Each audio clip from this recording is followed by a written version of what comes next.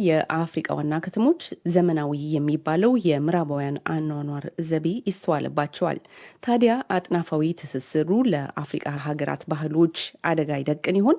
በዕለት ተዕለት ህይወታችን ውስጥስ ባህል ምን አይነት ሚና አለው? ለእነዚህ ጥያቄዎች ምላሽ ልታፈላልግ የዶቼ ቬለዋ ጋዜጠኛ ኤዲት ኪማኒ ወደ ዩጋንዳ ዋና ከተማ ካምፓላ ተጉዛ የጎዳና ላይ ውይይት አካሂዳ ነበር። የህግ ተማሪ የሆነችው ዩጋንዳዊት ኪያ ሲመለከቷት አለባበሷ ዘመናዊና የምዕራባውያን የሚባል ነው። በአንቺ ቤተሰብ ውስጥ ባህል ምን አይነት ሚና አለው ስትል ኤዲት ጥያቄዋን ጀመረች። በእኔ ቤተሰብ ሚናው ስነስርዓትን፣ ሞራልን፣ ባህሪን ይመለከታል። ለምሳሌ ላንጊ እናገራለሁ። ወደ ሰሜን ዩጋንዳ ሲሄድ አቀላጥፌ ነው ላንጊ የምናገረው። ይህም አባቴ ከመጀመሪያዋ ቀን አንስቶ ቋንቋችንን ስላስተማረኝ ነው። እሱ በላንጊ እንዴት ነሽ ብሎኝ እኔ በእንግሊዝኛ ደህና ነኝ ብለው በኩርኩም ነው የሚለኝ። ስለዚህ ለሁሉም ነገር ማህበረሰቡ ወይም የባህል አባቶች ወጣቶችን ተጠያቂ ማድረግ የለባቸውም። ኪያ ከአለባበስ ጋር በተያያዘ ያላት አመለካከት ትንሽ ለየት ይላል። ባህላዊ የሰርግ ስነስርዓት ላይ ብቻ ነው የዩጋንዳ ባህላዊ ልብስ የሆነው ጎሜሲ ተለብሶ ሲኬድ የማውቀው እንጂ ሌላ ዝግጅት ላይ ሰው ጎሜሲ ለብሶ ቢገኝ ምነካቸው ሁሉ ብዬ ግር ሊለኝ ይችላል በማለት ለዘመናዊ አለባበሷ የማህበረሰቡ ተጽዕኖ እንደሆነ ትገልጻለች። ሌላኛዋ የውይይት ተካፋይ ፌዝ ትባላለች። ፌዝ ባህላዊ አስተሳሰቡን ከሚጠብቅ ቤተሰብ ነው የተወለደችው። በጣም ባህላዊ አስተሳሰብ ያለበት ቤት ውስጥ ነው ያደግኩት። ሰላምታ ስሰጥ በጉልበቴ በርከክ ማለት ይጠበቅበኛል። ሳስተናግድም እንደዚሁ የአካባቢውን ቋንቋ መናገር ግዴታ ነው። በባህላችን የወንድና የሴት ሚና በራሱ የተከፈለ ነው። ወንድ እንደ ፈጣሪ ነው የሚፈራው።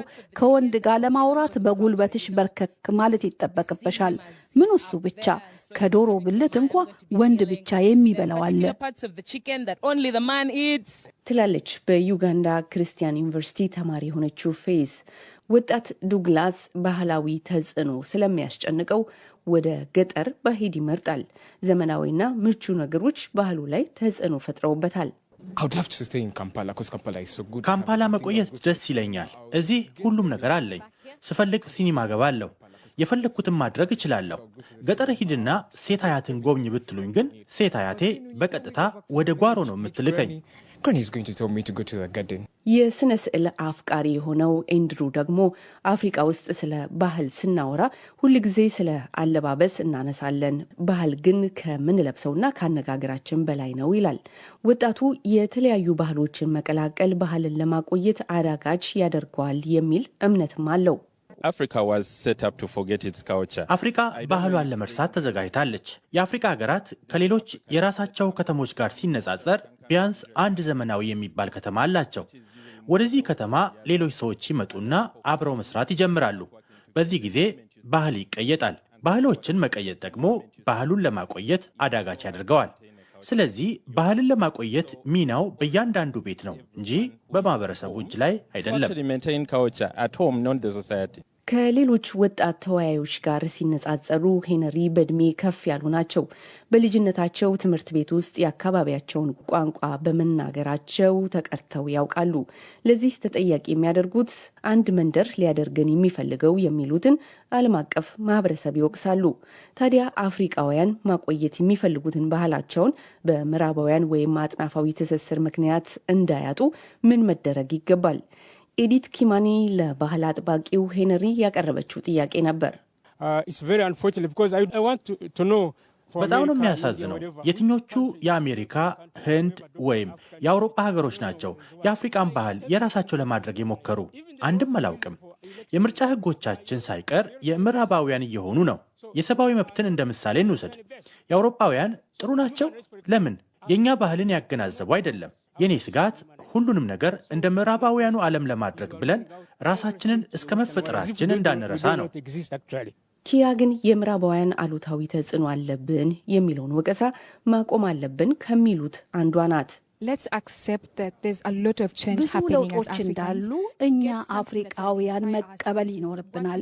ነገር ግን እኛን ይገልጹናል ብለን የምንላቸውን አመጋገባችንን፣ አለባበሳችንን ማስቀጠል እንችላለን። ለዚህ መሰረቱ ወላጆቻችን፣ ቤታችን ነው። የምዕራባውያን ባህልን መውቀሳችንን እናቁም። ጥሩ ባህል ነው ያላቸው። አስቡት እስኪ ባህላችሁ ጥሩ አይደለም ብትባሉ። እያንዳንዱ ባህል ቆንጆ ነው። ይህንን ተቀብለን የራሳችንንም ቆንጆ አድርገን ማስቀጠል እንችላለን። እንድሩም የሚያክለው አለ።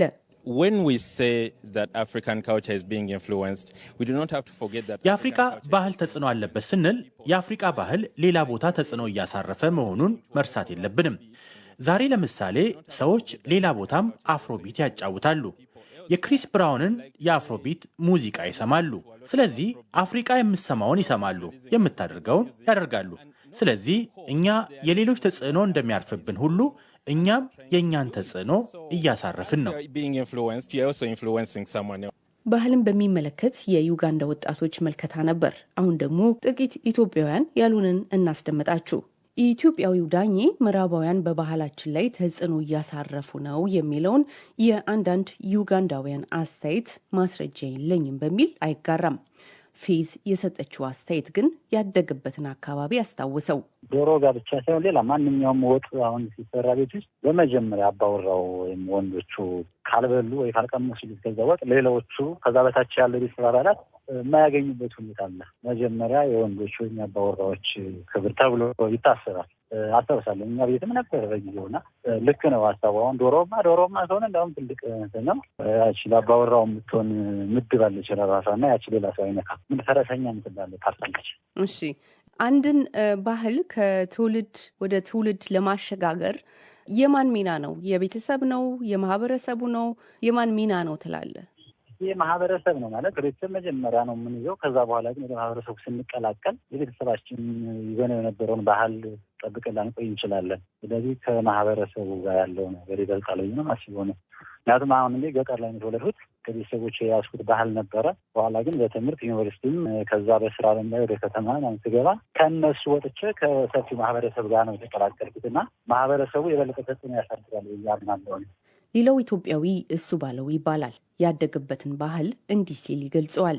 ሁሉም ነገራችን እኮ ነው ባህል ያው የሚገለጸው በየቀኑ ያው እንግዲህ ከአመጋገባችን ጨምሮ ሰዎችን እናገኛለን። በስራ ቦታችን፣ በአኗኗራችን እንግዲህ ሰው ማክበር ለምሳሌ ሊሆን ይችላል። በአመጋገብ ስርዓት ያለው አመጋገብ ሊሆን ይችላል። እኔ ወላጆቼ በጣም ብዙ ነገር ያስተምረውኛል። እንዲሁም ገጠር ነው ያደግኩትና ትልቅ ሰው ሲመጣ ዞር ብለን ቦታ ለቀን ሌላ ሰውን የሚጎዳ ነገር ሰርተን ገንዘብ ከምናገኝ ራሳችን ብንጎዳ ይሻላል የሚለው ከቤተሰብ የወሰድኩት ነው ብዬ ነው የማስበው። እንደሚመስለኝ የምትኖረው አዲስ አበባ ነው። ስደውልልህ ባቡር ላይ ነኝ ብለህ ነበረ። የዘመናዊ ህይወት ባህል ምንለው ላይ ተጽዕኖ ይኖረ ይሆን? ዘመናዊ እንዴ እጅግ በጣም ተማሪ ያለን በ90ዎቹ ተማሪ ነበር። የአሁን ዘመን ልጅ አባቱ ቴሌቪዥን እናቱ ፍሪጅ ነው ይባል ነበረ። ይህ ማለት ምንድን ነው? ወሬ የሚሰማው ከቴሌቪዥን ነው። ድሮ ደግሞ ማታ ማታ እሳት ዳር ቁጭ ብለው ቤተሰቦች ተረት ያወራሉ፣ ውሏቸውን ይነጋገራሉ። አሁን ግን ማታ ማታ ውሎ መነጋገር የለም። ሰዎች ይሰበሰቡና ቴሌቪዥን ያሉ ልጆችም የሚማሩት ሀሳብ ከቴሌቪዥን ነው እና የአሁን ዘመን ልጆች አባታቸው ቴሌቪዥን ነው ይባል ነበረ። አሁን ደግሞ ቲክቶክ እና ዩቲዩብ የሆነ ነው ያው መረጃ የሚያገኙት። ነውር ናቸው የሚባሉትን ነገር በሙሉ የሚያገኙት ከቲክቶክ ነው። እነሱ ልጆቻችን ላይ ያው ተጽዕኖ ማሳደራቸው አይቀርም እና በደንብ ነው ተጽዕኖ ያለው። ምናልባት በመጨረሻ ምዕራባውያን የነሱ ተጽዕኖ በአፍሪካ ላይ ከፍተኛ ስለሆነ የአፍሪካ ባህሎች እየተሸረሸሩ ነው ብለው የሚያምኑ አሉና ይህንን ሀሳብ ትጋራለህ? የእነሱ ተጽዕኖ ሳይሆን እኛ ራሳችን የምንሳበት መንገድ ይመስለኛል። ከእነሱ ተጽዕኖ የበለጠ የእኛ ለዛ ነገር ፍላጎት ያለን ይመስለኛል። የአረብ ሀገራትን ላይም ጫና ማድረጋቸው አይቀርም፣ ግን እነሱ ባህላቸውን አልተውም እና እኛ አፍሪካውያን ከተጽዕኖ የበለጠ ፍላጎት አለን የእነሱን ባህል ለመውሰድ። የራሳችን ተነሳሽነት ይበልጣል ብዬ ነው የማስበው። እንግዲህ ባህልን በተመለከተ ጥቂት ኢትዮጵያውያንና ዩጋንዳውያን ወጣቶች ያካፈሉን አስተያየት ነበር። ልደት አበበ ነኝ። ጤና ይስጥልኝ።